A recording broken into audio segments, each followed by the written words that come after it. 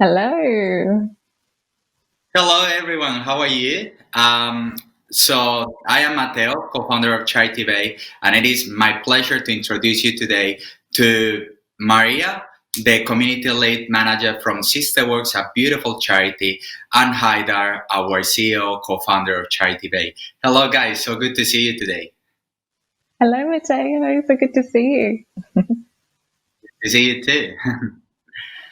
So our idea for today is Maria will be taking the lead. She will asking us some questions, and she will also be taking questions from the audience. On the beginning, I guess she might have some questions already for us, but also feel free, please, to stop popping some questions on the chat, and she will be checking that and asking that to us. So, well, thanks, Maria, for being with us today. Yes, absolutely. Thank you for involving me in this presentation for Charity Bay.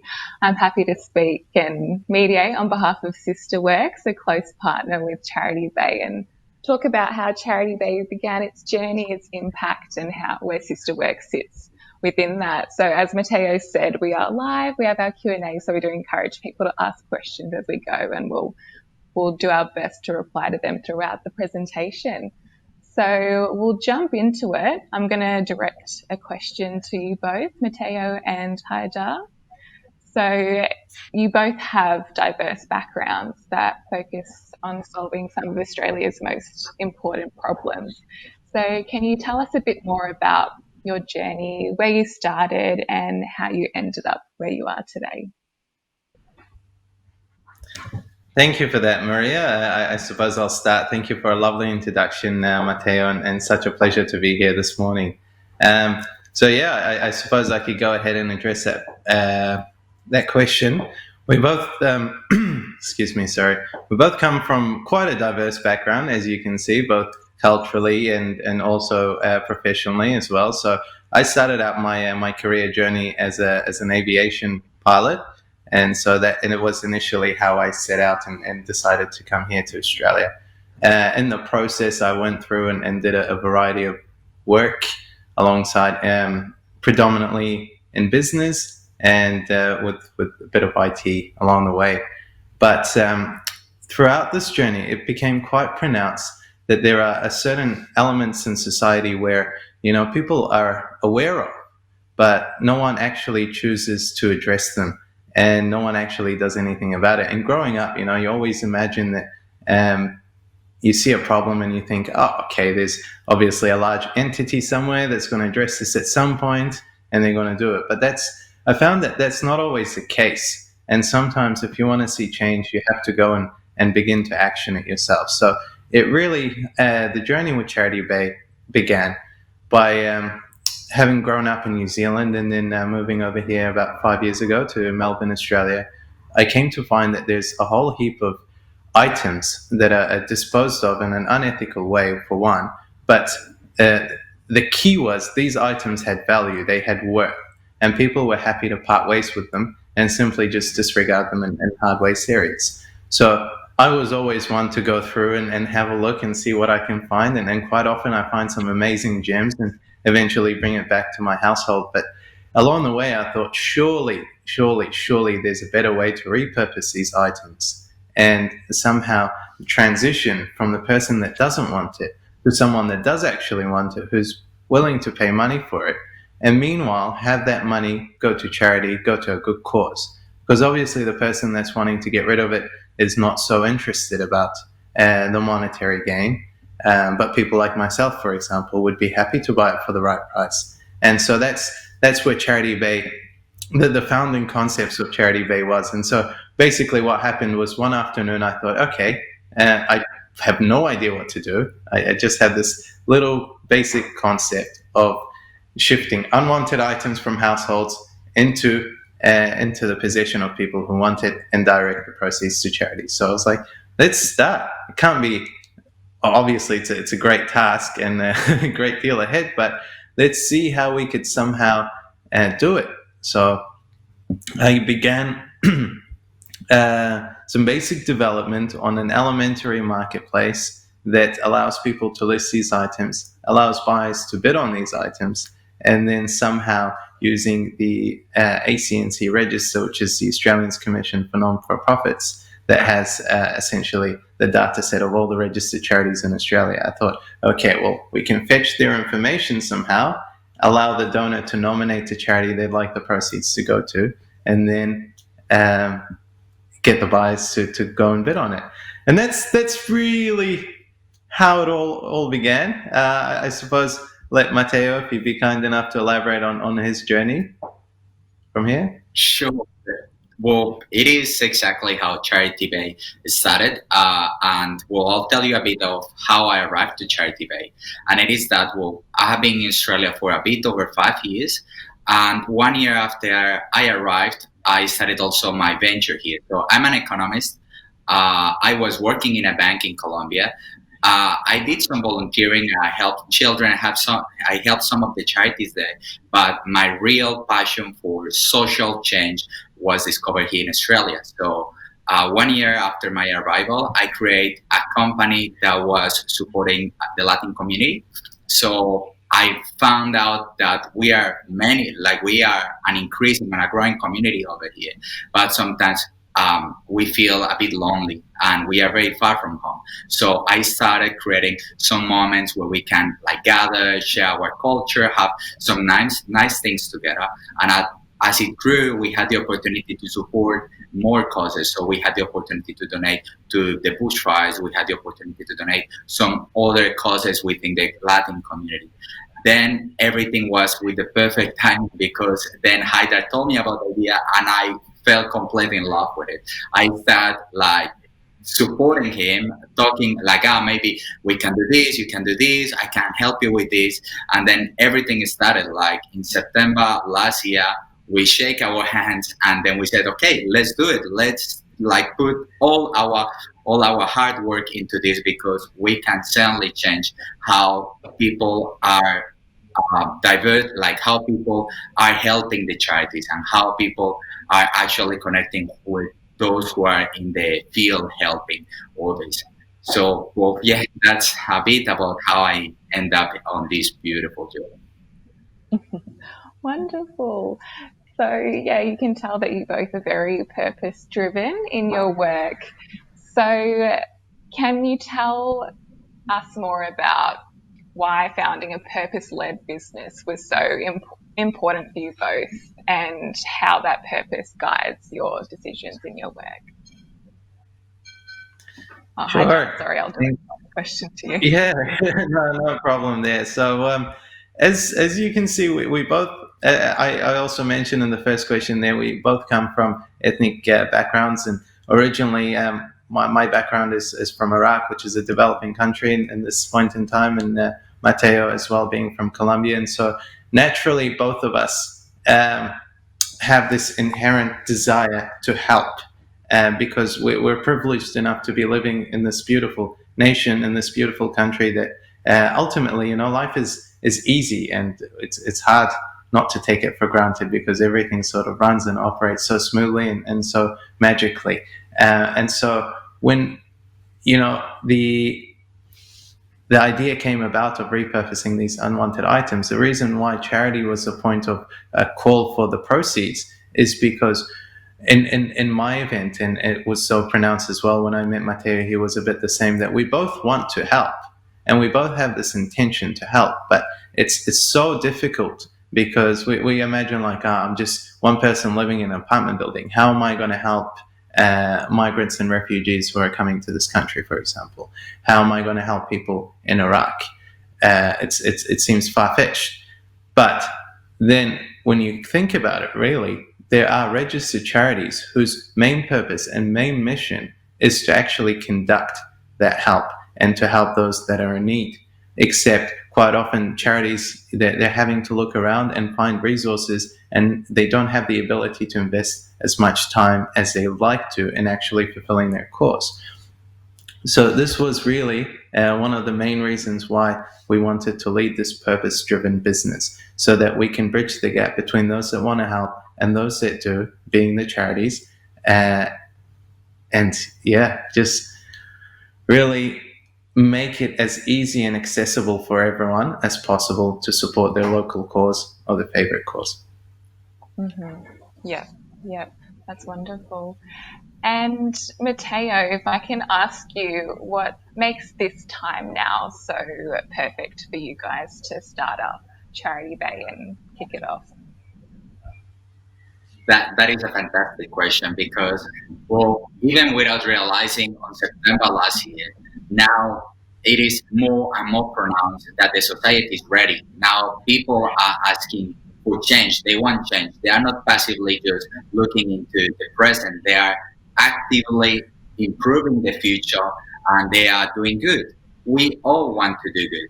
And on the other hand, also with the pandemic made us masters in buying and selling online. I think everyone in the country can say that they at least have bought an item online. So what we have realized is that now we are in a new era, the era of community, or as we call it, the era of giving back.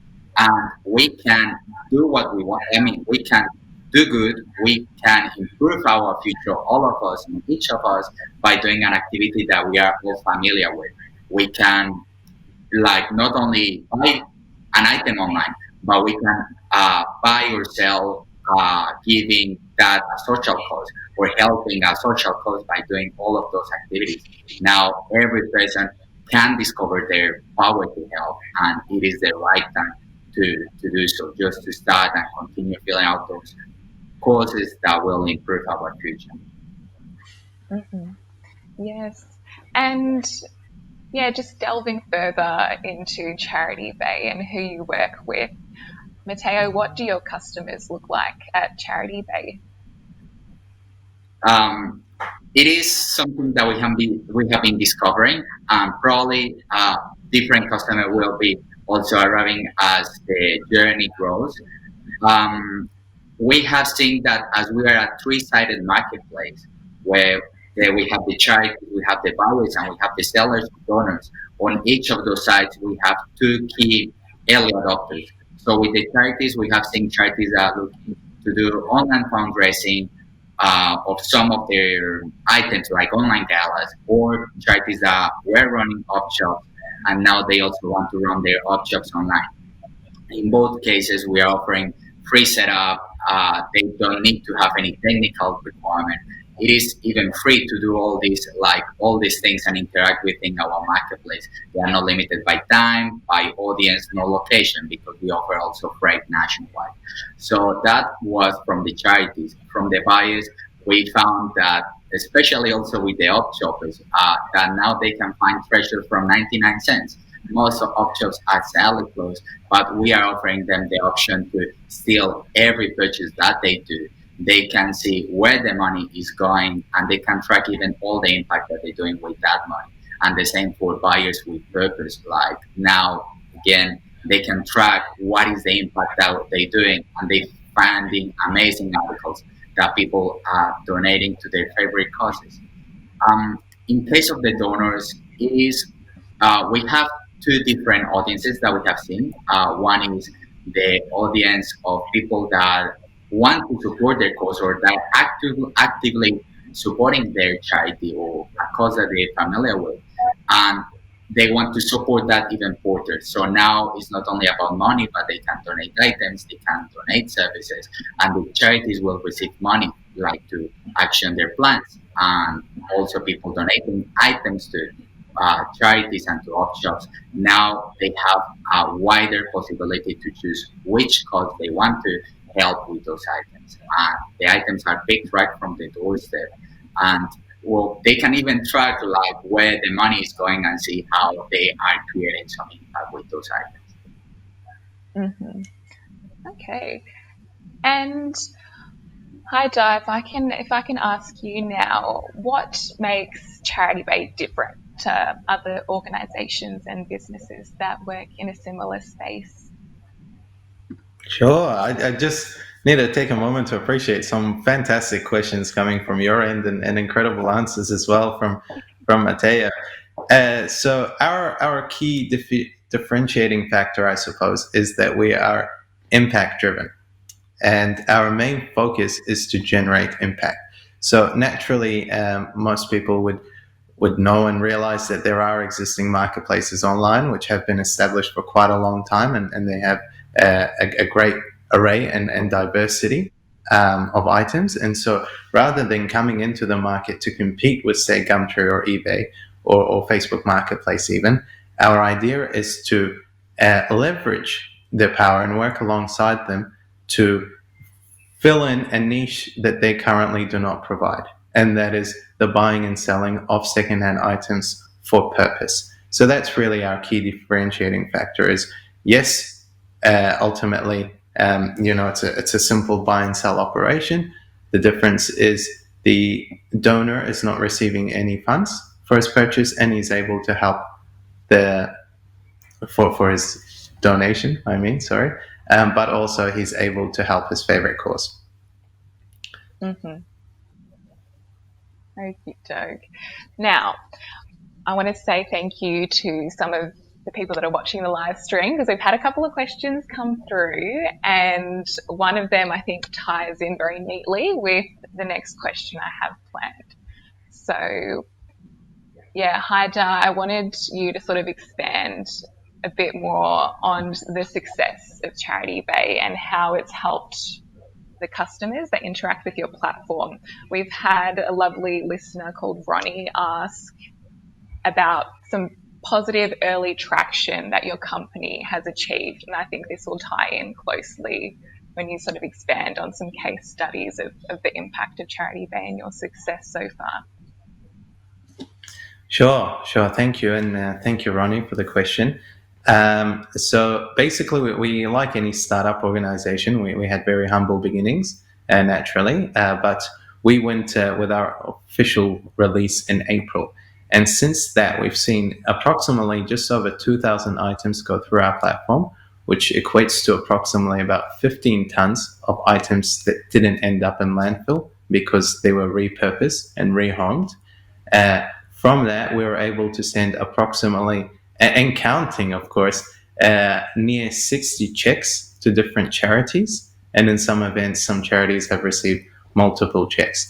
And so that was a contribution, I suppose, from our end that really fulfills our mission, is that we were able to support these charities regardless of how big or small the checks were. And I mean, it's incredible to have you here, Maria, because back in April when we first started, the first check was almost a sign of appreciation, but it wasn't really a great deal. But since we have been able to repurpose more items thanks to our wonderful audience of donors and buyers, and since we've seen a very generous increase in the amount of items going through and how much people are willing to buy for to pay for these items. So there has been a shift in culture in the sense that people are no longer buying the item for necessarily what it's for. I mean, there are some incredible bargains on charityBay, but we're realizing in some events people are buying the item not so much for the item itself, but to support the charity. And so the money they're investing into it is going directly to the charity, but as a bonus, they're receiving the item instead. But I would like to ask you a question now, Maria. I suppose with our contributions, with the humble little ones in the beginning, and then the slightly larger ones during, how does that sort of support Sister Works, and what does it look like from a charity's perspective?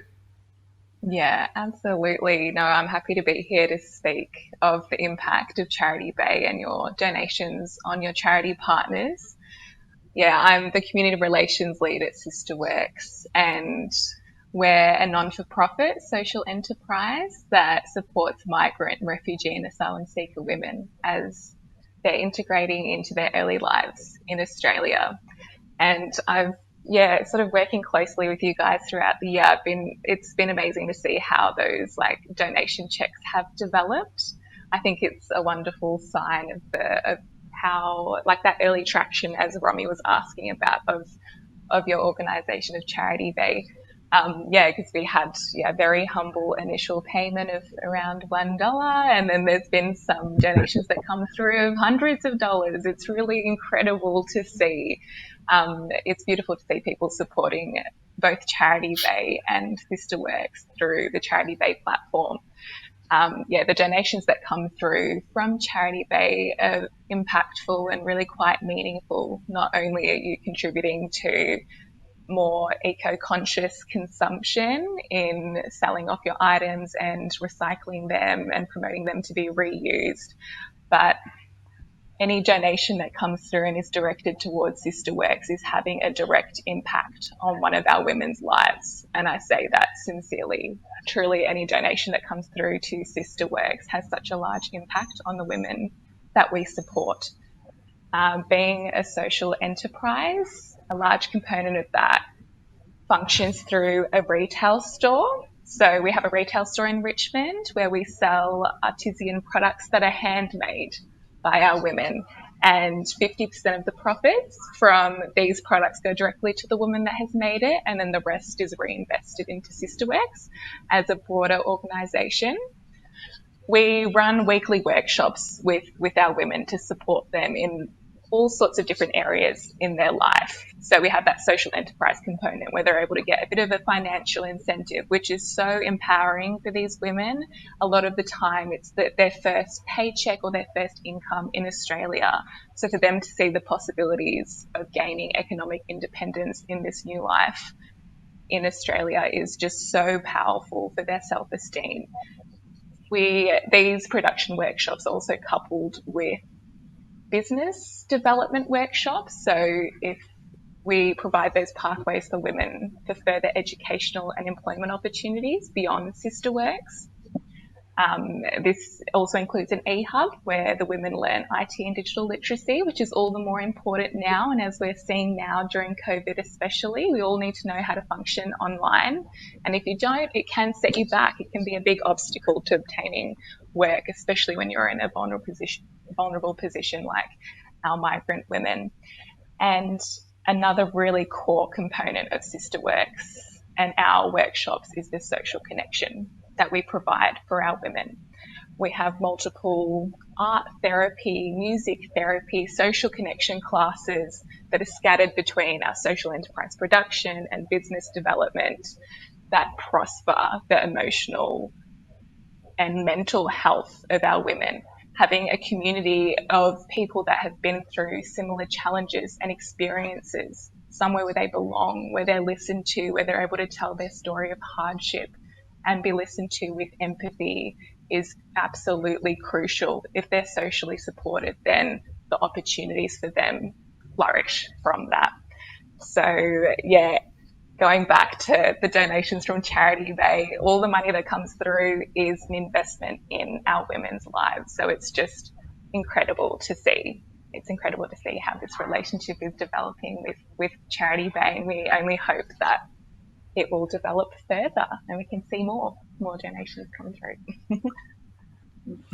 That's so beautiful to hear and so inspiring to hear. I guess that even ties into the earlier question that you asked about why we are impact driven. And this is exactly the reason why, because we're supporting an organization that's able to go out and make this change and have such a fantastic impact on the society and the local community that surrounds SisterWorks in your event. It's truly beautiful. For that, I thank you, Maria. Yeah, no Thank worries you. at all. I agree with Haidar. Sorry, continue. Oh, no, that's all right. No worries. You can go, Mateo. I was saying, I agree with Haidar that the work that you're doing and that many people are on a daily basis doing is absolutely beautiful. And not only, as we have said in the past also, we are not only an online marketplace, but more than that, we are facilitators of change. And since we are not the heroes, we are just the bridge or the connectors. It's fantastic how users can realize that they can support you with a simple item that they are no longer using, and then they are changing the lives of people, as you're saying, that it's absolutely inspiring, like what you're doing and what people can do to support you. It's beautiful. Yes. Absolutely. I completely agree with you. It's really a beautiful cycle of donations. It's not just monetary, but it's doing something good for the environment too, which we are supportive of here at SisterWorks, because the products that we make are all environmentally friendly and have like a sustainable conscious. So there's a beautiful link there with values between charityBay and SisterWorks. Now, I might take some time now to answer a few questions, because we've had some more questions come through from some listeners, which is really exciting. Now, we've had a couple that sort of focus on those like initial stages of starting up a social enterprise or a startup business. So we have Fabrice here who's asked, she's interested in building her own social enterprise to solve a wicked problem that she's passionate about. So she's asked, how do you find help from people to sort of progress that initial idea stage of her social enterprise and make that into a reality? Sure, I can answer that. Thank you for that question, Fabrice, and that's a wonderful question. So we were fortunate enough, I suppose, to participate in an accelerator program known by the name of Catalyzer, and I recommend these arrangements because it puts you in a scenario, well, now virtually, but beforehand in a classroom environment with like-minded individuals who are all on a similar venture, who all aim to make change and make course. On that regard, there's also another accelerator that we have done, which is primarily focused on social impact driven ventures, being YGAP. So they are certainly a good starting point for meeting some of these people to support you on your venture. But then also there's online meetup groups. Oh goodness, don't know what's wrong with my voice this morning, but yeah, there's the online meetup groups where you can exchange ideas and meet people, like-minded individuals. Mm-hmm. Yeah, and we also have Ronnie who's asked whether you have any advice for people who are thinking of co-founding a company. So it again sort of ties in with those initial stages of kickstarting that idea for an enterprise or a business. But if you're thinking of co-founding and working with other people, do you have any advice?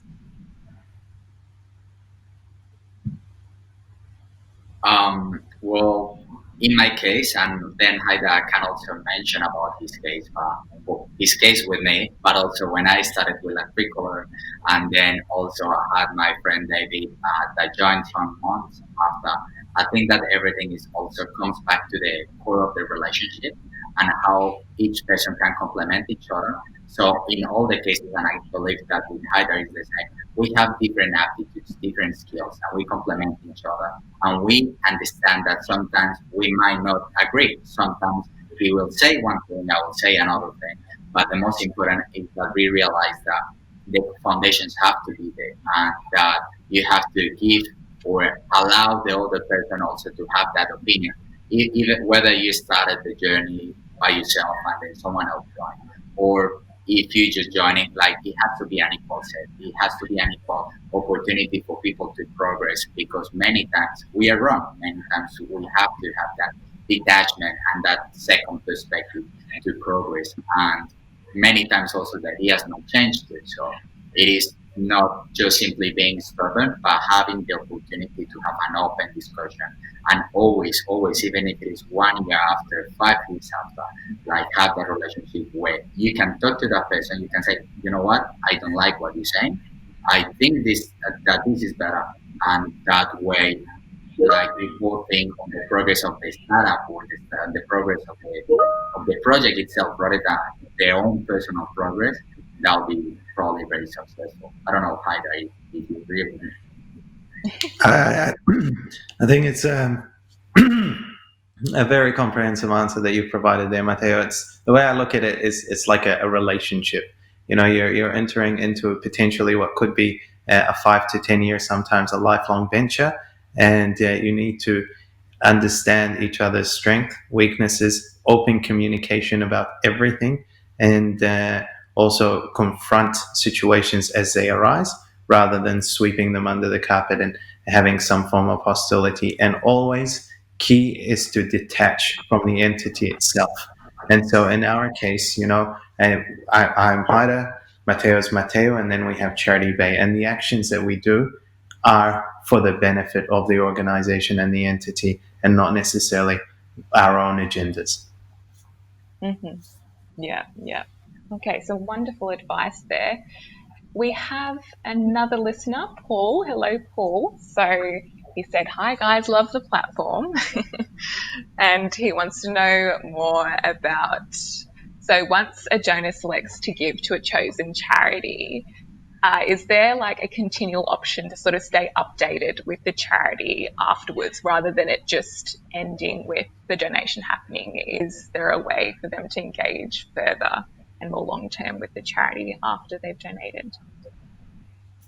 That's a great question, Paul. It's something that we're actively working on right this very second, to open up a feedback loop so that the donors can, and in fact, we want to do the same for the buyer, because even though the buyer is not necessarily donating to the charity, they're the ones that are actually paying the funds that the charity receives, and so we want that ability to be accessible by both. As it stands through the platform, you can track the payment, and you can see when charityBay receives that payment, when that payment is sent from charityBay to the charity. And then the charity itself has the ability to provide updates with what they've done with that payment along the way. So it's not something that gets sent to you, but it's something that you can access from the charityBay platform. But we are working closely with the charities to see for viable solutions where they can provide us some form of impact measurement data, I suppose, that we can then feed back to the donors and to the buyers so that they can see how wonderful their contribution of perhaps a couch that eventually ended up as a cash proceed to a particular charity, what that has done and how that has helped. Mm-hmm. Yeah.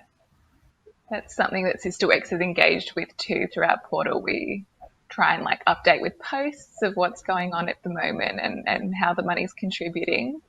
At the moment we've been making reusable face masks. I'm going to do a little plug at the moment. We've been making face masks. Our women hand make these masks, and it's been a beautiful project during this time. And furthermore, we're actually donating them to people that are in need within the community. So yeah, any sort of monetary donations at the moment do help us within this COVID period, which I'm sure is the same with most charities that you will support during this time. It's really helping them get through this challenging time. So I will just add that in there. Now that's all the questions that we've had from the public at the moment. If you do have any more questions, we have a couple minutes left. So send them through. But Hajar, I'm going to come over to you now and ask you about some life and business lessons that you'd like to share with people that are thinking of starting a business in Australia. Sure, thank you. And thank you for the audience for their lovely questions. So it's really comes down to, in my personal opinion and case, I think there needs to be the right element of motivation.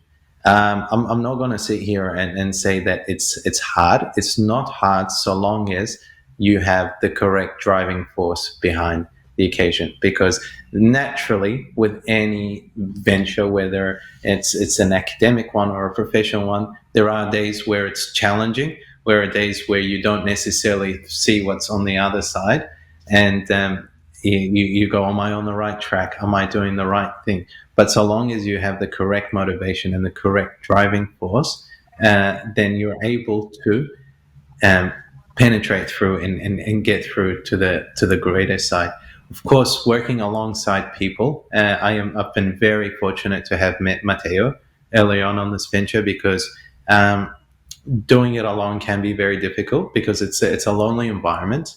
And naturally, with any workplace, whether you're virtual or whether you go into an office, you're often surrounded by a group of people where you can discuss and communicate. But as you go on to start your own business, it is a very much solo mission. And if you don't have a co-founder or a team behind you to support you or work alongside you, then you ultimately sitting there looking at yourself going, is this the right thing? Is it not the right thing? Am I on the right track? And it's a time investment ultimately, and it's very seldom that you can achieve um, a, a finished result within a 6 month period. I mean, starting an organization is quite the investment of time, which can easily take 5 to 10 years to get properly established. So motivation is my advice. Find it. Okay, beautiful. We're wrapping up now.